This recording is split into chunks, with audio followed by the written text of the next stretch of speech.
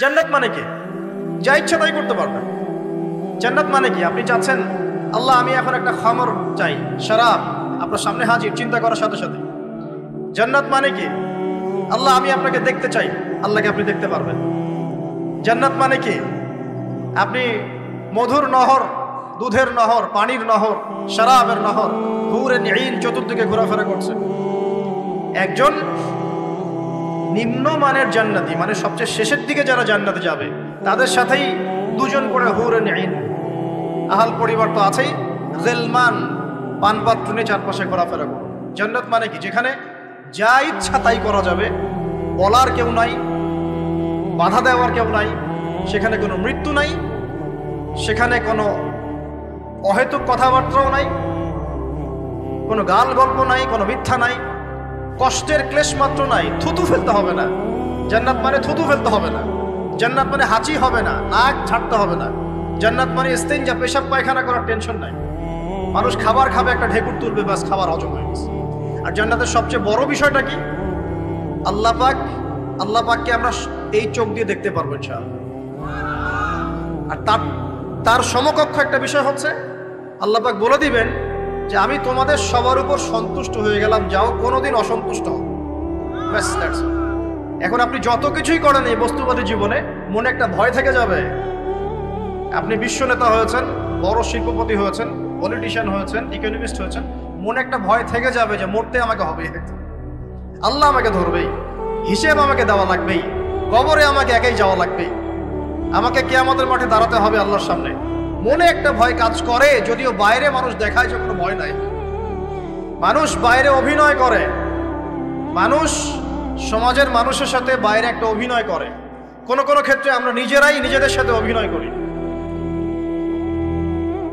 কথা সাহিত্যিক হুমায়ুন আহমেদের নাম শুনেছেন? ইন্তেকাল করেছেন।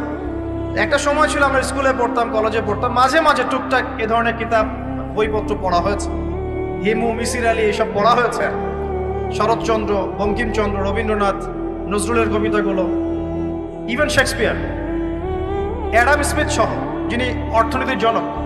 যাই হোক, তিনি তার বইয়ের মধ্যে লিখেছিলেন যে এই পুরো দুনিয়াটা হচ্ছে অভিনয়ের মঞ্চ। কথা সাহিত্যিক তিনি বলছেন তার মতো করে এই পুরো দুনিয়াটাই অভিনয়ের মঞ্চ, আর আমরা সবাই নিজ নিজ জায়গায় অন্যের সাথে অভিনয় করছি। কোনো কোনো ক্ষেত্রে আমরা নিজেরা নিজেদের সাথে অভিনয় করছি। তিনি বলছিলেন আমরা সবাই অভিনেতা, আর সবচেয়ে বড় অভিনেতা হচ্ছে পলিটিশিয়ানরা, কারণ তাদেরকে অনেক বড় মঞ্চে অভিনয় করতে হয়। এটা আমার কথা না, হুমায়ুন আহমেদের কথা, পড়ে দেখেন তো। আল্লাহ পাক পাঠিয়েছেন তার ইবাদত করতে, আর এই বস্তুবাদী জগৎ আমাদেরকে ভুলিয়ে দিল কিভাবে? কয়েকটা প্রলোভন দিল। প্রথম প্রলোভন হচ্ছে টাকা, তারপরে জীবনে কি করব প্রতিষ্ঠিত হওয়ার চিন্তা, তারপরে চাই চাই আরো চাই এই একটা আকীদা দর্শন, তারপরে আমার স্ত্রী সন্তান আহার পরিবারের কি হবে, আর আরেকটা দর্শন আছে, এটাকে বলে চারবাক দর্শন।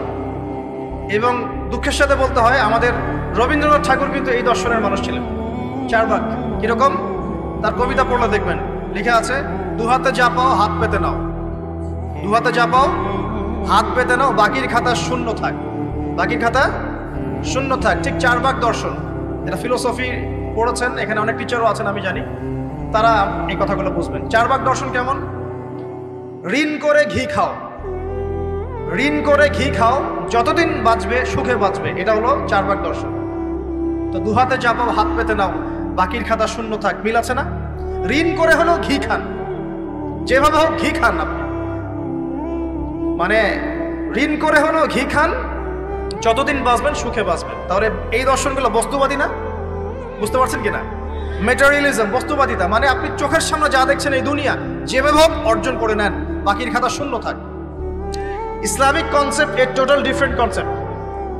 ইসলামের ঈমান, আকীদা, ইসলাম, পরকাল, মুহাম্মদ সাল্লাল্লাহু আলাইহি ওয়াসাল্লামের আদর্শ সম্পূর্ণ ডিফারেন্ট।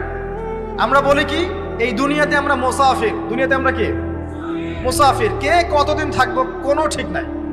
নবীজি বলছেন, হে আব্দুল্লাহ বিন ওমর, তুমি দুনিয়াতে মুসাফিরের মতো থাকো, সকালবেলা উঠলে সন্ধ্যার অপেক্ষা করো না, সন্ধ্যাবেলা হলে সকালের অপেক্ষা করো।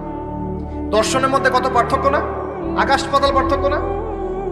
এখন যদি এই বস্তুবাদী দর্শন দিয়ে আপনি চলাফেরা করেন তাহলে তো আপনার লাইফের অ্যাম্বিশন হবে একটা ফ্ল্যাট, আর ওটা এনি হাও আপনাকে অ্যাচিভ করতে হবে, legal way or illegal way আপনাকে অ্যাচিভ করতেই হবে, যেহেতু আপনার মোটিভটা হচ্ছে মেটেরিয়ালিজম, বস্তুবাদিতা।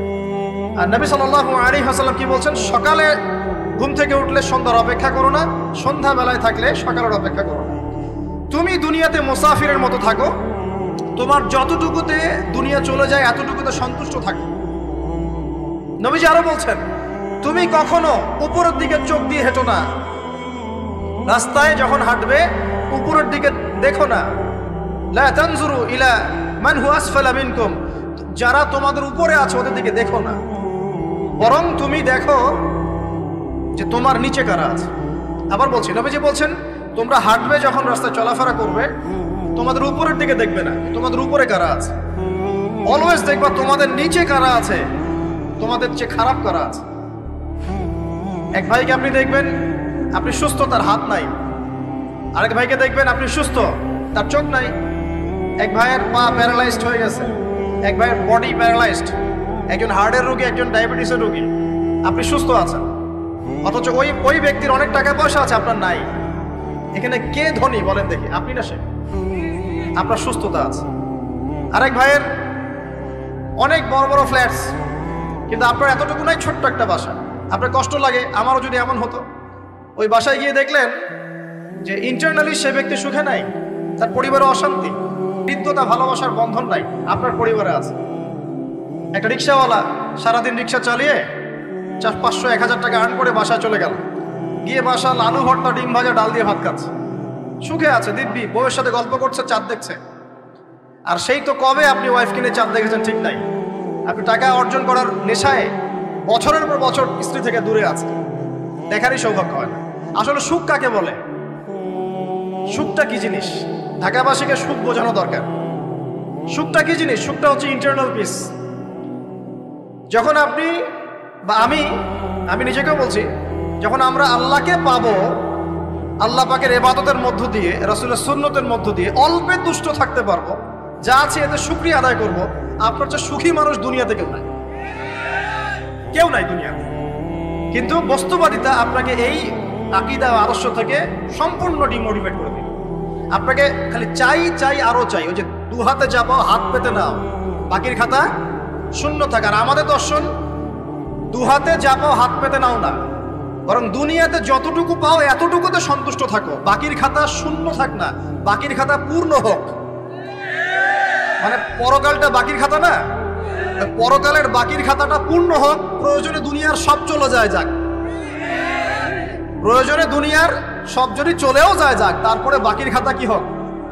পূর্ণ হোক। এটাই আল্লাহ রাব্বুল আলামিন সূরা আ'লার মধ্যে বলছেন, বাল তুসিরুনাল হায়াতাদ দুনিয়া, তোমরা এই দুনিয়ার জীবনটাকেই প্রাধান্য দিয়ে থাকো। ওয়াল আখিরাতু খায়রুন ওয়া আবকা, কিন্তু আখিরাত হচ্ছে সবচেয়ে উত্তম এবং চিরস্থায়ী। তো প্রিয় ভাই এবং বোনেরা যারা আলোচনা শুনছেন, আজকে আমাদের প্রথম সবক হওয়া উচিত দুনিয়ার নেশায় আমরা না পড়ি। আল্লাহ পাক আমাদেরকে তৌফিক দান। এর মানে এই না আমরা দুনিয়ার প্রোগ্রেসে যাব না, অবশ্যই যাব, আমরা অবশ্যই যাব। পুরো নেশন জাতিগতভাবেই আমাদেরকে এই ওয়ার্ল্ডের সমকক্ষ তো হতে হবে, হবে কি না? আমরা কি ওয়ার্ল্ডের সমকক্ষ হতে পেরেছি? আপনাদের কি মনে হয় যে মিলস, ইন্ডাস্ট্রিজ, ফ্যাক্টরিজ, সেতু, ফ্লাইওভার এইগুলো করলেই মনে হয় যে ওয়ার্ল্ডের সমকক্ষ হওয়া যায়? প্রত্যেক জনগণ ভিতর থেকে সুখী কিনা, তাদের অন্ন, বস্ত্র, চিকিৎসা, শিক্ষা, বাসস্থান, এই যে মৌলিক চাহিদা, বেকারত্ব ঘোচানো, 3 বেলা খেয়ে পরে বাঁচা, জীবনের অধিকার, সিকিউরিটি, এই জিনিসগুলো আমাদের নিশ্চিত হচ্ছে কিনা, এটা হচ্ছে আপনার উন্নতির মানদণ্ড। উন্নতির মানদণ্ড কি? আমরা এখন যেখানে আছি না, 1776 সালে অ্যাডাম স্মিথ তার চেয়ে আগের জায়গায় ছিল। 1776 সালে অ্যাডাম স্মিথ একটা বই লিখেছেন, তার নাম হচ্ছে যে দি ওয়েলথ অফ নেশন, এই কিভাবে একটা রাষ্ট্রের ওয়েলথ ফাংশন করে। ওই 1776 সালে তিনি যে চিন্তাগুলো করেছেন, এখন পর্যন্ত আমরা সেই চিন্তা বাস্তবায়ন করতে পারি নাই। 1776 সালের চিন্তা, কিন্তু ওই চিন্তা বাস্তবায়ন করেছে পশ্চিমারা। পশ্চিমা সভ্যতা যেটা আপনি দেখছেন দাঁড়িয়ে আছে এই একটা বইয়ের উপর দাঁড়িয়ে আছে। যেমন একটা এক্সাম্পল দিই, আলোচনাটা কঠিন হয়ে যাবে, অন্যদিকে যাব। আমরা মনে করি যে অর্থনীতি আমরা নিয়ন্ত্রণ করব, ঠিক আছে, অর্থনীতির পুরো বিষয়গুলো আমরা নিয়ন্ত্রণ করে আমরা সমৃদ্ধি নিয়ে আসবো। আসলে বিষয়টা কি জানেন? অর্থনীতির নিজের একটা ফ্লো আছে, ও নিজেই নিজেকে নিয়ন্ত্রণ করে এবং তার উপর একটা ইনভিজিবল হ্যান্ড থাকে, অদৃশ্য হাত, যেটা আমরা বলি আল্লাহ রাব্বুল আলামিন। আল্লাহ রাব্বুল আলামিন এই পুরো অর্থনীতিকে নিয়ন্ত্রণ করে। আমরা যখন সেটাকে ইন্টারফেয়ার করতে যাব তখন ইকোনমি কলাপস করে যাবে। এই যে করছে কলাপস। আরো ব্যাপার আছে, শুধু ব্যবসা, অর্থনীতি, এক্সপোর্ট ইম্পোর্ট এগুলোকে তিনি জাতির মানদণ্ড বলতেন না। তিনি বলতেন যতক্ষণ পর্যন্ত জাতির প্রত্যেক ব্যক্তির মধ্যে এথিক্স না আসবে, নীতি যতক্ষণ পর্যন্ত না আসবে আপনি করাপশন থামাতে পারবেন। তাই হয়েছে না? শুধু ব্যবসা না, আদর্শ কতটুকু আছে? এই যে আপনি দেখছেন বিভিন্ন জায়গায় ভেজাল খাবার খাওয়াচ্ছে, ওদেরকে টাকার অভাব আছে? ওদের টাকার কিন্তু অভাব নাই। নেম ফ্রেমের কোনো ঘাটতি আছে? এস্টাবলিশড বিজনেস, তাহলে কেন আপনাকে ভেজাল খাওয়াবে? কারণ তার মধ্যে এথিক্স নাই, নীতি নাই। এই জন্য জাতির প্রত্যেক সদস্যকে, মানে প্রত্যেক জনগণের প্রত্যেককেই আগে নীতিগত শিক্ষা দেওয়া উচিত। আর এই কাজটাই করে ইসলাম। বলে সুবহানাল্লাহ। এই এথিক্স এবং নীতি শেখায় কে? ইসলাম। ইসলামের চেয়ে সার্বজনীনভাবে এবং যুগোপযোগীভাবে কেউই এথিক্স শেখাতে পারবে না। কাগজে কলমে অনেকে অনেক কথা বলতে পারে, প্র্যাকটিক্যালি শেখাবে কে? ইসলাম। এখন বলতে পারেন তাহলে মুসলিমদের মধ্যে দুর্নীতি কেন, মুসলিমদের মধ্যে কেন এই সমস্যাগুলো হয়? উত্তর একটাই, ওই যে স্যার বলে গেলেন, আমি বিভিন্ন ওয়াজে যে এক এক জায়গায় এক এক কথা বলে। উত্তরটা কি? উত্তরটা হচ্ছে যে কোরআন এবং সুন্নাহর সঠিক যে শিক্ষাটা আছে, এই শিক্ষাটা আমরা অনেকেই বাস্তবায়ন করতে পারছি না। এটা আমাদের ব্যর্থতা। এটা কাদের ব্যর্থতা? এটা আমাদের ব্যর্থতা। এখানে আমাদের ব্যক্তি স্বার্থ থাকতে পারে, এখানে আমার জ্ঞানের স্বল্পতা থাকতে পারে, আমার ভিতরে অহংকার থাকতে পারে, বা আমি অল্প শিক্ষিত হতে পারি, এবং এমন হতে পারে আমার জ্ঞানটা যুগোপযোগী না। ইসলামিক জ্ঞান আমার মধ্যে আছে, কিন্তু কিভাবে এই জ্ঞান দিয়ে ওয়ার্ল্ডকে ডিল করবো এই জ্ঞানটা আমার মধ্যে নেই। এই কারণে আমরা হয়তোবা ইসলাম, কোরআন সুন্নাহ হাতে থাকার পরেও এই সমস্যাগুলো ফেস করছি।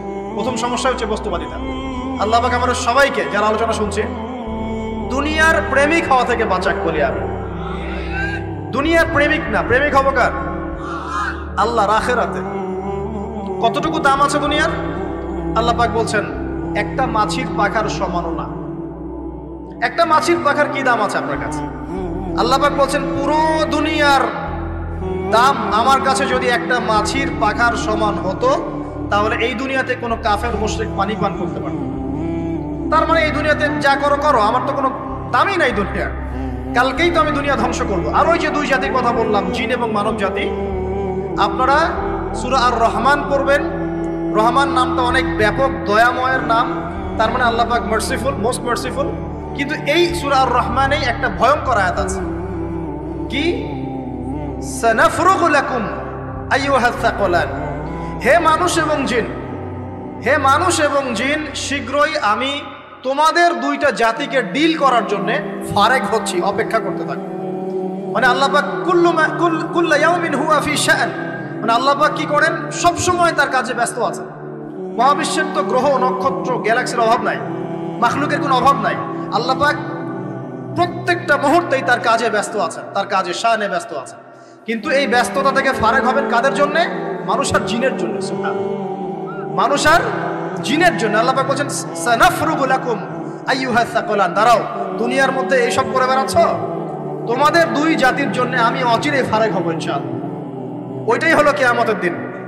যদি ওই দিনটা আমরা মাথায় রেখে চলি, ইনশাআল্লাহ আমরা কেউ বস্তুবাদী হব না ইনশাআল্লাহ। আল্লাহ পাক আমাদের সবাইকে দুনিয়া মুসাফিরের মতো থাকার তৌফিক দান করুন। আমরা উন্নতি করব, অবশ্যই অগ্রগতি করব, আমরা সবকিছুই করব, কিন্তু দুনিয়ার পূজায় ডুবে যাব না। এটা একটা বড় চ্যালেঞ্জ।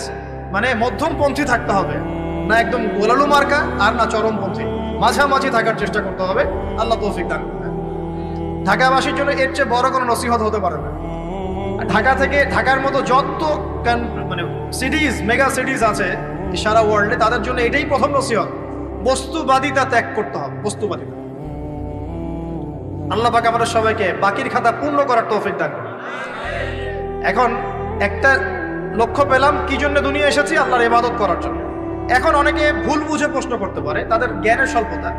আমি ওদেরকে দোষারোপ করবো না, কারণ আমাদের শিক্ষার সমস্যা আছে। আমরা তো সবার মাঝে ইসলামিক সার্বজনীন শিক্ষা দিতে পারছি না।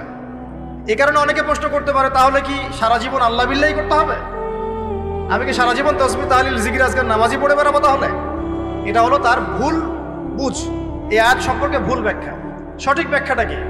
সঠিক ব্যাখ্যা হচ্ছে সূরা হাশরের 7 নম্বর আয়াত। কত নম্বর? সূরা হাশর 7 নম্বর আয়াত।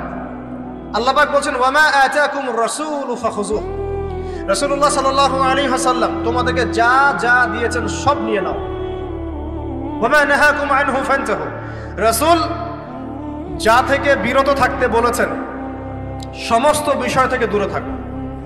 এখন এই আয়াতটাকে সামনে রেখে কোরআন সুন্নাহকে যদি আমরা ঘাঁটি, আমরা দেখব রাসূলুল্লাহ সাল্লাল্লাহু আলাইহি ওয়াসাল্লাম পেশাব পায়খানা ইস্তেনজা করা থেকে শুরু করে রাষ্ট্র চালানো পর্যন্ত প্রতিটা কাজের হেদায়েত দিয়ে গেছেন। আলহামদুলিল্লাহ, এটা কেউ মানি বা না মানি দিয়ে গেছেন, এটা বিশ্বাস করতে হবে। আমল করতে পারি বা না পারি, নবী দিয়ে গেছেন, বিশ্বাস করতে হবে। দলিল চাচ্ছেন, আপনি সহিহ বুখারী খোলেন, মুসলিম খোলেন, তিরমিজি, নাসাই, আবু দাউদ এগুলো খোলেন, দেখবেন আপনি ইস্তেনজা করবেন কিভাবে, বসবেন কিভাবে, ঢোকার সময় কোন পা দিয়ে ঢুকবেন, বের হওয়ার সময় কোন পা দিয়ে বের হবেন, ইস্তেনজা করার সময় কথা বলতে পারবেন কিনা, কতটুকু বলতে পারবেন, গোসল কেমন করে করবেন, ওযু কিভাবে করবেন, আপনি আগে কি পা থেকে শুরু করবেন নাকি হাত থেকে শুরু করবেন, কিভাবে নামাজ পড়বেন, আগে গিয়ে গিয়ে সিজদা করবেন নাকি ইকামত হবে, আজান হবে, আল্লাহু আকবার তাকবীর দিবেন, কিভাবে নামাজ শেষে বের হয়ে আপনি ব্যবসায় চলে যাবেন, কিভাবে আপনি ব্যবসা করবেন, কিভাবে চাকরি বাকরি করবেন, সমাজের মানুষের সাথে মেলামেশা করবেন, মানুষকে দিনের দাওয়াত দিবেন, ইভেন কিভাবে আপনাকে যদি আল্লাহ ক্ষমতা দেন আপনি কিভাবে সোসাইটি মেনটেন করবেন, সমাজ এবং রাষ্ট্র মেনটেন করবেন, প্রতিটা হেদায়েত খুঁটিনাটি কোরআন এবং সুন্নাহ দিয়েছে আমাদেরকে। এই বিশ্বাস আগে রাখতে হবে। এই বিশ্বাস না রাখলে কেউ মুসলিম হতে পারবে না।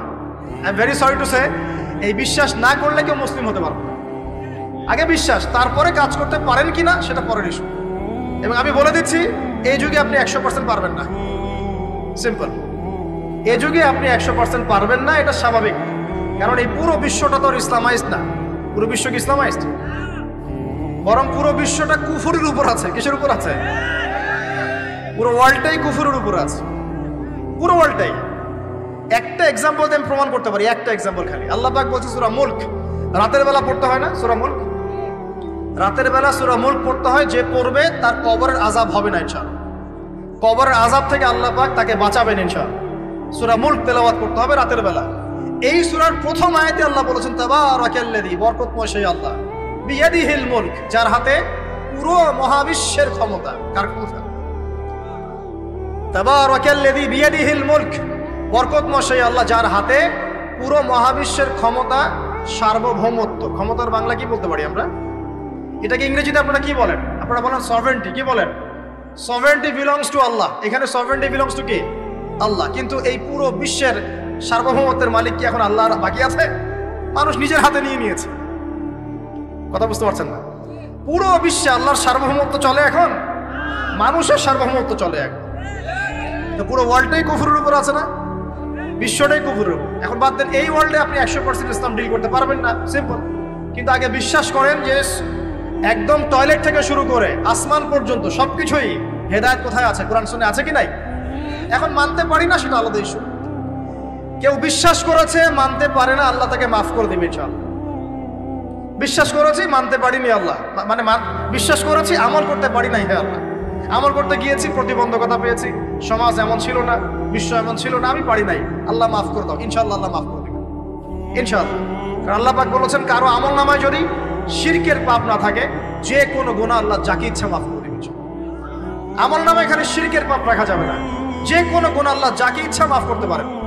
বুঝাচ্ছি, মনে করেন একজন জেনা করেছেন, আল্লাহ মাফ করুন। ওই জেনাকার ব্যক্তি যদি বিনা তওবাতেও মারা যায়, তওবা করে নাই, বিনা তওবাতেও মারা যায়, কাল কিয়ামতের মাঠে আল্লাহ পাক তাকেও মাফ করতে পারেন। আল্লাহু আকবার। কিন্তু একজন ব্যক্তি শিরক করেছে, তওবা না করে মারা গেছে, আল্লাহ তাকে মাফ করবে। এখন শিরকের পাপ ছাড়া যে কোনো পাপ আল্লাহ মাফ করবেন ইনশাআল্লাহ। সো আগে আকীদা পোষণ করি যে হ্যাঁ, কোরআন সুন্নাহয় সবকিছুর সমাধান আছে আলহামদুলিল্লাহ। এখন আমি আমল করতে গিয়ে হয়তো পারছি না, এখন আমার বিশ্বাস চলমান বিশ্বের সাথে সাংঘর্ষিক হচ্ছে, এবং এই বিশ্বাসকে দমিয়ে দেওয়ার জন্য কি করা হচ্ছে? এই বস্তুবাদিতার মতো আদর্শগুলো আপনার সামনে তোলা হচ্ছে। এখানে উত্তরটা কি? এখানে উত্তরটা হচ্ছে, দেখুন ইবাদত মানে শুধুমাত্র নামাজ রোজা হজ জাকাত নয়। ইবাদত মানে শুধুমাত্র নামাজ রোজা হজ জাকাত নয়, বরং আমার জীবনের প্রতিটা সেক্টরই ইবাদত বলে কাউন্ট হবে যদি আমি সেই কাজটাকে নবীর সুন্নত অনুযায়ী করতে পারি। আমার কথা কি বুঝতে পারছেন? এই হলো ব্যাখ্যা, ওয়া মা খালাকতুল জিন্না ওয়াল ইনসা ইল্লা লিয়াবুদুন। আমি জিন আর মানুষকে শুধু আমার ইবাদত করার জন্যই সৃষ্টি করেছি। আপনার ইস্তেঞ্জা করাটা ইবাদত। সুবহানাল্লাহ। আমার ইস্তেঞ্জা করা কার প্রয়োজন? আমার না ইসলামের, না আল্লাহ পাকের? ইস্তেঞ্জা কার জন্য করি?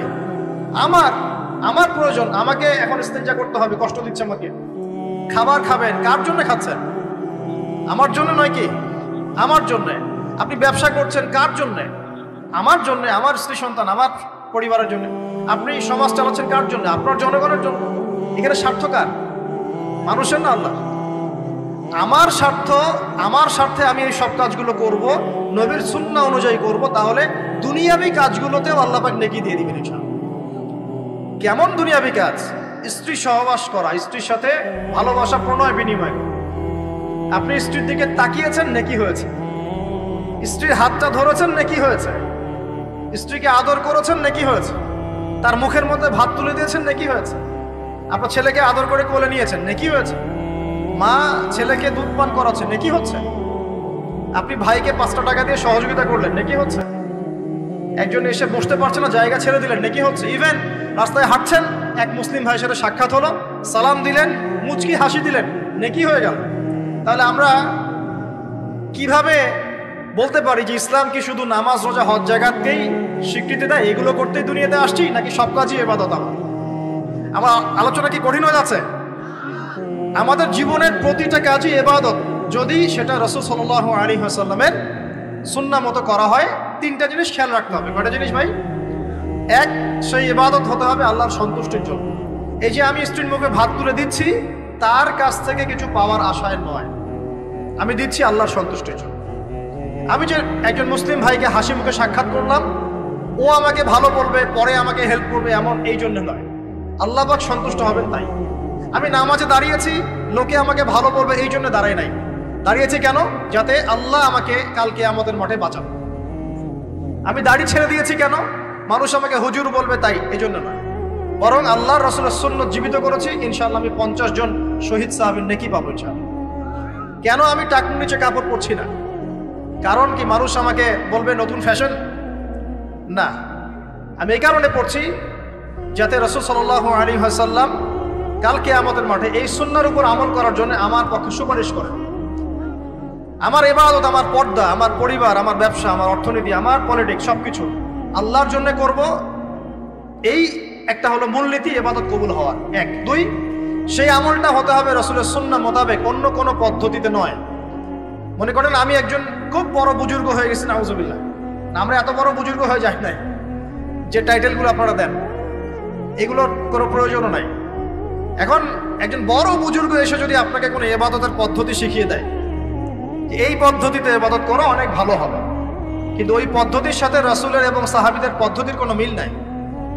মুখরোচক মনে হলো, দেখতে সুন্দর মনে হলো, এবং অনেক মানুষ তা করছে, এরকম দলিল থাকলেও সেই কাজটা করা যাবে। কারণ কি? কারণ সেই কাজটা রাসূল সাল্লাল্লাহু আলাইহি ওয়াসাল্লামের সুন্নাহ মাফিক হয়নি। আল্লাহ রাসূল করেন নাই, সাহাবীরা করেন নাই, বাস আমি করব। ইমামরাও করেন নাই, পরবর্তী জেনারেশনের কেউই করেন নাই। এখন যত ভালো টাটকা মজা লাগুক, দেখতে সুন্দর লাগুক, বহু মানুষ করছে, এইসব দলিলে ইসলাম টিকবে না। আল্লাহ পাক বোঝার তৌফিক দান করুন। 1 নম্বর শর্ত, আল্লাহর সন্তুষ্টির জন্য হতে হবে। 2 নম্বর, রাসূলের পদ্ধতিতে হতে হবে। 3 নম্বর, খুব ডিফিকাল্ট, 3 নম্বরটা বেশি ডিফিকাল্ট। প্রথম 2টা পার হয়ে গেলেও 3 নম্বরে গিয়ে আমরা আটকে যাচ্ছি আর কি। বলবো? রাগটা করবেন না তো? 3 নম্বর হচ্ছে রিজিক হালাল হতে হবে। রিজিক হালাল হতে হবে। পশ্চিমের আদলে গড়া এই পুরো বিশ্বের বেশিরভাগ মানুষের রিজিক এখন হারাম। কেন হারাম? কারণ কোনো না কোনো ভাবে আমরা সুদের সাথে সম্পৃক্ত হয়ে যাচ্ছি, কোনো না কোনো ভাবে। আর নবীজি অনেক আগেই বলেছিলেন, 1400 বছর আগে, যে একটা জামানা তোমাদের সামনে আসবে, যে মানুষ সুদ খেতে চাইবে না তার গায়েও সুদের ছিটাফাটা গিয়ে লাগবে। লাগছে কিনা? এখন আপনি খেতে চাইবেন না, আপনাকে মেসেজ পাঠিয়ে দেওয়া হবে আপনার অ্যাকাউন্টে এত টাকায় যোগ হয়েছে। কি করবেন এখন টাকাটা আপনি? সুদের টাকা। সুদের টাকা মানে কি? এক দিরহাম যে ব্যক্তি সুদ খেয়েছে সে যেন 36টা মেয়ের সাথে জেনার পাপ করেছে। সহিহ বুখারী হাদিস, একদম অকাট্য, সহি সনদ সহি, এমন না জয়ীফ জাল, এমন নয়। এক দিরহাম যে ব্যক্তি সুদ খেয়েছে সে যেন 36 বার জেনা করলো, নবী সাল্লাল্লাহু আলাইহি ওয়াসাল্লাম বলেছেন। আর এই হাদিস তো আপনারা জানেন যে সুদের পাপের 73টা শাখা আছে। নিচের শাখা হচ্ছে মায়ের সাথে জেনা করা, মাকে বিয়ে করা, আর উপরের শাখা হচ্ছে আল্লাহ এবং তার রাসূলের সাথে যুদ্ধ করা। এগুলো অবলীলায় করছি আমরা। আর নবীজি বলছেন 4 শ্রেণীকে আমি অভিশাপ দিয়ে গেলাম। আল্লাহর নবী অভিশাপ দিয়ে গেলেন মানে সে জাহান্নামে যাবে, কোনো অবস্থাতেই জান্নাতে যাবে না। ইল্লা মাশা আল্লাহ। 1 যে সুদ খায়, 2 যে সুদ দেয়, 3 সাক্ষী থাকে, 4 লিখে রাখে। এখন বলেন এই সিস্টেমের বাইরে কতজন মানুষ আছে? এর বাইরে আবার আছে যাকাত না দেয়া, সম্পদ হারাম হয়ে যাচ্ছে।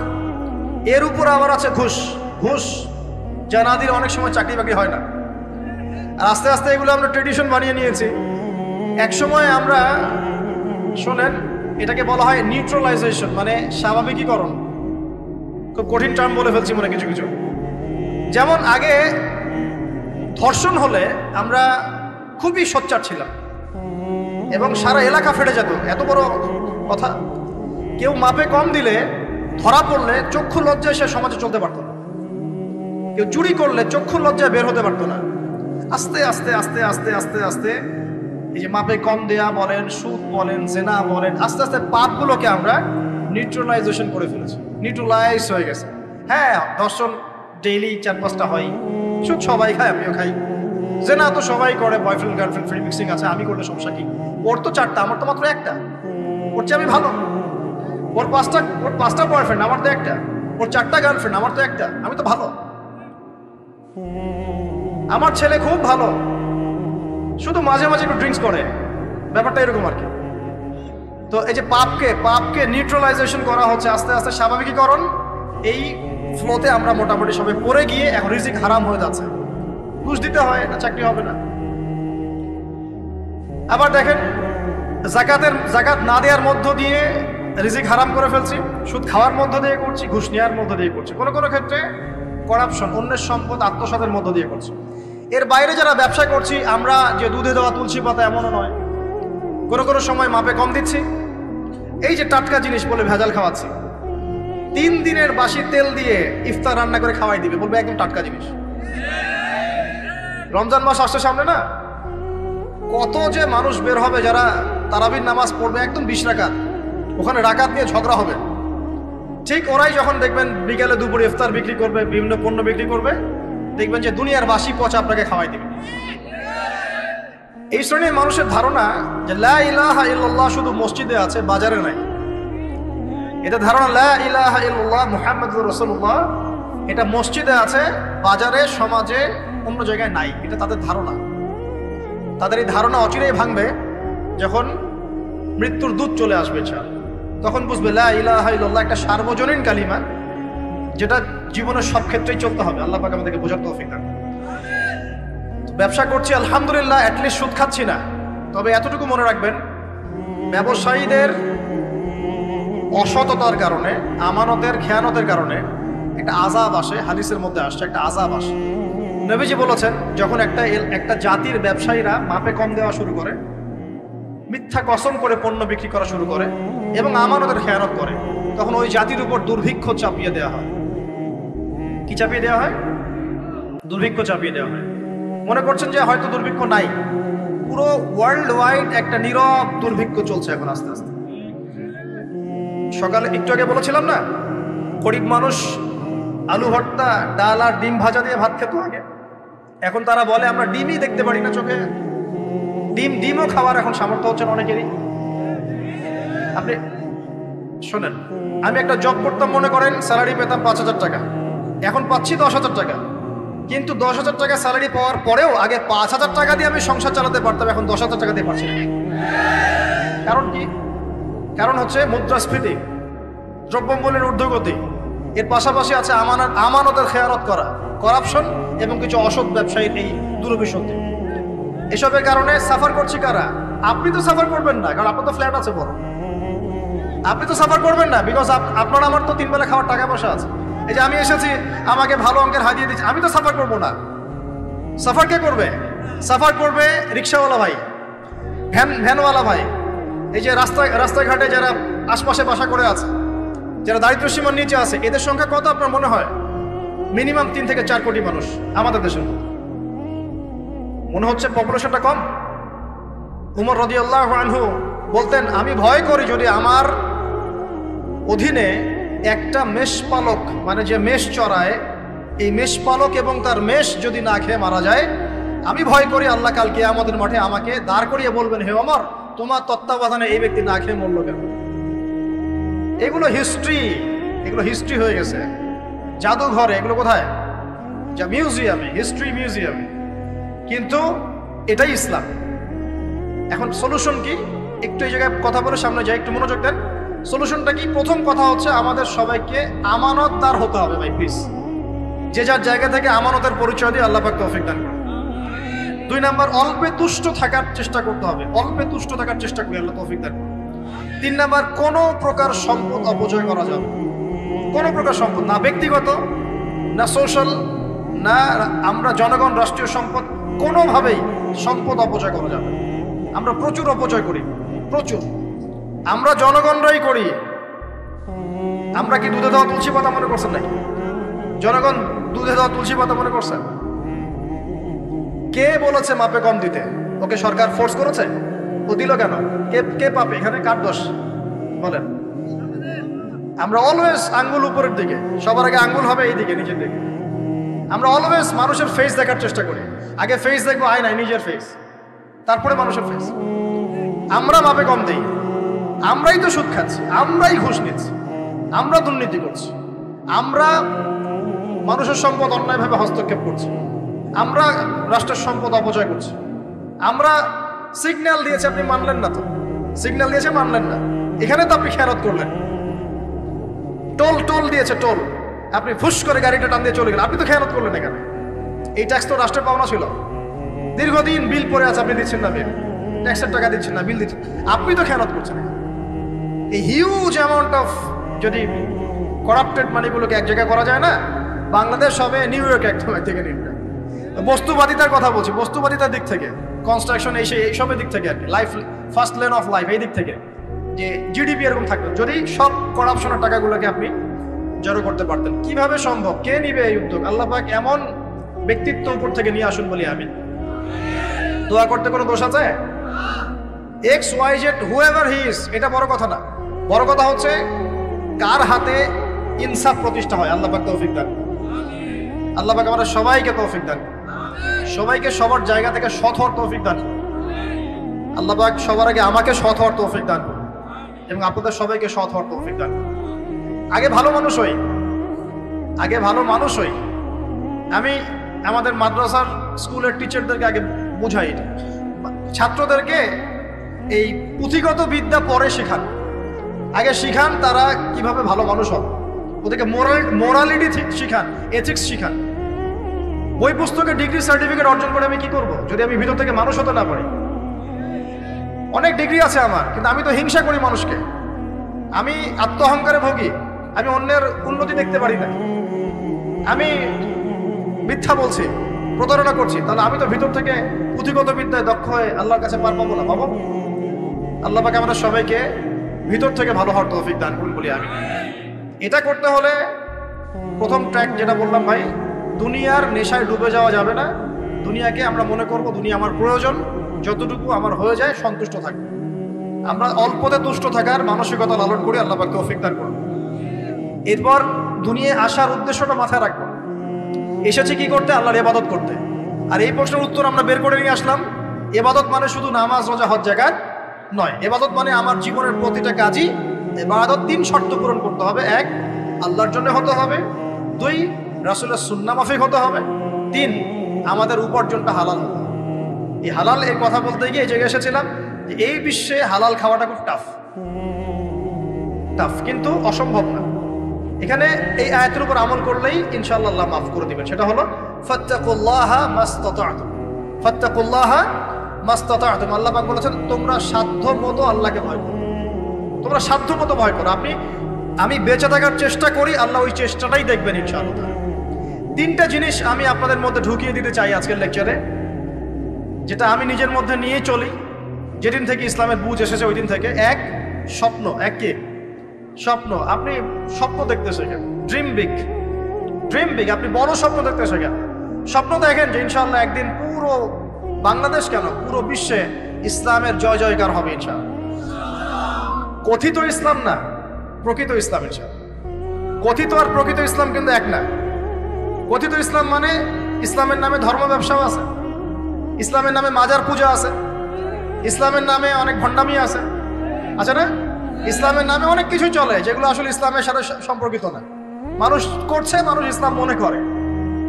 আমরা কথিত ইসলামের কথা বলছি না, প্রকৃত ইসলামের কথা বলছি। কোন ইসলাম? যে ইসলাম রাসূল সাল্লাল্লাহু আলাইহি ওয়াসাল্লামের যুগে ছিল, সেই ইসলাম। যে ইসলাম আবু বকর সিদ্দিকের যুগে ছিল, যে ইসলাম উমর ইবনুল খাত্তাবের যুগে ছিল, যে ইসলাম ওসমান আলী রাদিয়াল্লাহু আনহুমা তাদের যুগে ছিল, যে ইসলাম আদম থেকে নিয়ে মুহাম্মদ সাল্লাল্লাহু আলাইহি ওয়াসাল্লাম পর্যন্ত 1,24,000 নবী রাসূল আল্লাহর জমিনে প্রতিষ্ঠা করে গেছেন, ওই ইসলামের কথা বলছি। বড় স্বপ্ন দেখেন ইনশাআল্লাহ। এই স্বপ্নে আমিও একটা ভূমিকা রাখবো ইনশাআল্লাহ। এই স্বপ্নটা নিজের মধ্যে সেট করেন, তাহলে আপনার মধ্য দিয়েও ইসলাম একটা খেদমত পাবে ইনশাআল্লাহ। সবাই লেকচারার হবে না, কেউ হয়তো বই লিখবে, কেউ হয়তো ইসলামের জন্য গাইবে, ইসলামের জন্য কবিতা লিখবে, ইসলামের জন্য ইকোনমিক কোনো প্রজেক্ট লঞ্চ করবে, ইসলামের জন্য পলিটিক্যাল সেকশনে দুর্নীতি কমাই দেবে, ইসলামের জন্য হয়তো কেউ কনস্ট্রাকশনাল রেভলিউশনারি কাজ করবে, ইসলামের জন্য নেশনকে এগিয়ে নিবে। এমনকি ইসলামের জন্য নাম্বার স্বপ্নের সাথে সাথে লক্ষ্য স্থির করতে হবে। লক্ষ্য স্থির করতে হবে। লক্ষ্যটা কি? এই লক্ষ্য নিয়ে কথা বলতেই শুরু করেছে। লক্ষ্যটা হবে পরকাল। লক্ষ্যটা কি? লক্ষ্য একটাই, জান্নাত। লক্ষ্য কি? জান্নাত। এই লক্ষ্যে কাজ করতে গিয়ে যদি আল্লাহর পথে আপনাকে গালি খেতে হয়, সমালোচনা শুনতে হয়, আপনার শারীরিক, মানসিক, অর্থনৈতিক নির্যাতন সহ্য করতে হয়, দেখবেন আপনি মন থেকে সুকুন, শান্তি ফিল করছেন। এই পথে যদি হোঁচট খেয়ে পড়েও যান, শান্তি লাগবে, ভালো লাগবে যে আমি আল্লাহর জন্য করেছি, আল্লাহ আমাকে এটার আজর দিবে ইনশাআল্লাহ। মানুষ আমাকে অনেক ভালো বলছে, এর মানে এই নয় যে আমি জান্নাত পেয়ে গেছি। আবার মানুষ আমাকে ছিছি করছে, এর মানে এই নয় যে আমি জাহান্নামে চলে গেছি। প্রকৃত ভালো আর মন্দের মানদণ্ড আল্লাহ ফিক্স করবেন ইনশাআল্লাহ কাল কিয়ামতের মাঠে। ফামান যুহজিহা আনিন নার ওয়া উদখিলাল জান্নাতা ফাকাদ ফাজ। ওই দিন আল্লাহ পাক যাদেরকে জাহান্নামের আগুন থেকে বাঁচাবেন, জান্নাতে ঢোকাবেন, একমাত্র তারাই সফল, আর কেউ সফল নয়। আমি বলি এই আয়াত হচ্ছে, দিস আয়াত is the definition of success. এই আয়াত হচ্ছে সাফল্যের সংজ্ঞা। এই যে সাফল্য সাফল্য বলি আমরা, বাবা তোমাকে সফল হতে হবে, মা তোমাকে সফল হতে হবে, হ্যাঁ, what is the definition of success? আপনারা কি মনে করেন সাফল্যের সংজ্ঞা কি?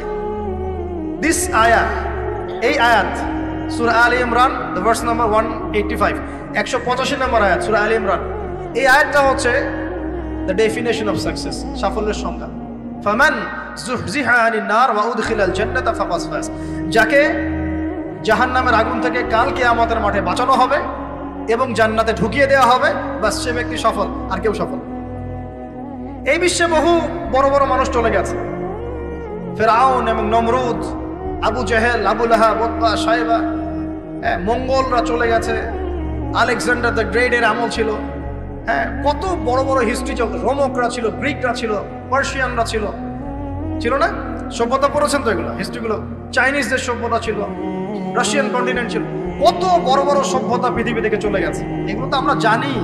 আর যেগুলো কুরআন বলেছে, নূহের জাতি, আদ, সামুদ, মাদিয়ান, কওমে লূত, কত জাতি পৃথিবী থেকে চলে গেছে।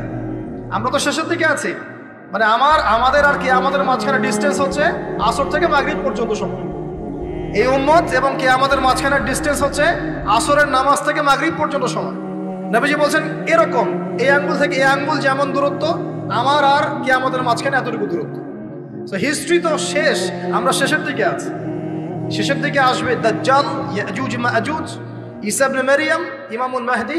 আস্তে আস্তে ইসলামী খেলাফা রিস্টোর হবে, মানুষ আবার খারাপ হবে, ওদের সামনে কিয়ামত হবে। That's all. পশ্চিম দিক থেকে সূর্য উঠবে, এগুলো বাকি আছে। আর ভূমিকম্প, কিছু ভূমিকম্পের বছর, বড় বড় কিছু প্রাকৃতিক বিপর্যয় বাকি আছে। এই ব্যক্তি সফল হতে পারবে না যদি কাল কিয়ামতের মাঠে জাহান্নাম থেকে বাঁচতে না। যদি সে কাল কিয়ামতের মাঠে জাহান্নাম থেকে বাঁচতে পারে, জান্নাতে যেতে পারে, সে সফল। এটা আমি একটা এক্সাম্পল দিচ্ছি। রাসূল সাল্লাল্লাহু আলাইহি ওয়াসাল্লাম বলেছেন, সবচেয়ে সুখী মানুষটাকে, পৃথিবীর সবচেয়ে সুখী মানুষটাকে কাল কিয়ামতের মাঠে আল্লাহ পাক এক মুহূর্ত সময়ের জন্য জাহান্নামে ঢুকাই। কতটুকু সময়? এক মুহূর্ত। আল্লাহ পাক জানেন কতটুকু সময়। এরপর তাকে বের করে বলবেন, দুনিয়াতে সুখে ছিলা? সে বলবে, আল্লাহ সুখ কি জিনিস আমি জানি না, সুখ কাকে বলে আমি জানি না, সুখ কি আমি সেটা জানি না। আল্লাহ সুখ কাকে বলে আমি সেটা জানি না। আর এই পৃথিবীর সবচাইতে নির্যাতিত, নিপীড়িত এবং দুঃখ ক্লেশে ভরা মানুষটাকে আল্লাহ পাক এই এক মুহূর্তের জন্য জান্নাতে ঢুকিয়ে দিয়ে বের করে নিয়ে আসবে। বলবেন যে দুনিয়াতে দুঃখে ছিলা, কষ্টে ছিলা? এই ব্যক্তি বলবে, আল্লাহ কষ্ট কি জিনিস আমি জানি না, কষ্ট কাকে বলে আমি কষ্টের সংজ্ঞাই জানি না। এই ব্যক্তির তাকদিরে কি হবে পরে? এই ব্যক্তি জান্নাতের ওই আরফ নামক জায়গায় দাঁড়িয়ে থাকবে, চেহারাটা ঘুরিয়ে দেওয়া হবে জাহান্নামীদের দিকে। সে বলবে যে আল্লাহ চেহারাটা খালি আমাকে জান্নাতের দিকে ঘুরায় দাও, আমি জান্নাতে যেতে চাচ্ছি না, খালি চেহারাটা ঘুরায় দাও, বাস এনাফ। আল্লাহ বলবেন আর কিছু চাবো না? তো না, আর কিছু চাবো না। ঠিক আছে, চেহারা ঘুরাই দিলাম। এবার চেহারা জান্নাতের দিকে ঘুরে আসে, জান্নাতের ঘ্রাণ, জান্নাতের নেয়ামতের স্নিগ্ধতা সব পাচ্ছে সে। এবার বলছে আল্লাহ শুধু দরজার কাছে নিয়ে যেয়ে রেখে দাও, ঢুকতে চাবো না। আল্লাহ বলবেন যে এইবার কথা দিয়ে কথা রাখবা? ঠিক আছে, জান্নাতের দরজার সামনে গিয়ে রেখে দাও। ও বেচারা দরজা ধরে দাঁড়ায় আছে, চিন্তা করবে, ও ভাববে, ওই সময় সে ভাববে, হাদিসে এত স্পেসিফিকলি আসছে, সে ভাববে যে আর কিভাবে আল্লাহকে বলবো, আল্লাহ তো এতদূর পর্যন্ত নিয়ে আসলেন। এরপর বলবে যে জাস্ট একটু উকি দিব, আল্লাহ খালি একটু উকি দিতে, ঢোকানোর দরকার না, খালি উকি দিব। আল্লাহ পাক বলবেন, দেখো আদম সন্তান তোমরা কিন্তু কথা খুব কম রাখো, আদম সন্তান তোমরা কথা দিয়ে কথা রাখতে পারো। ওই যে আদম আলাইহিস সালামকে বলা হয়েছিল না, ওয়ালা তাকরাবা হাযিহি শাজারা, তোমরা গাছের কাছে যেও না, তাও তারা গাছের কাছে চলে গেলেন। তোমরা কথা দিয়ে কথা রাখো না। এবার উকি দিয়ে সে বলবে, আল্লাহ এতদূর যখন নিয়ে আসছো, আল্লাহ আমাকে আর এখান থেকে দূরে ঠেলে দিও না, আমাকে ঢুকাই দাও আল্লাহ জান্নাতে। আল্লাহ পাক তাকে জান্নাতে ঢুকাই দিবেন এবং এই দুনিয়ার চাইতে 10 গুণ বড় জান্নাত তাকে দিবেন ইনশাআল্লাহ।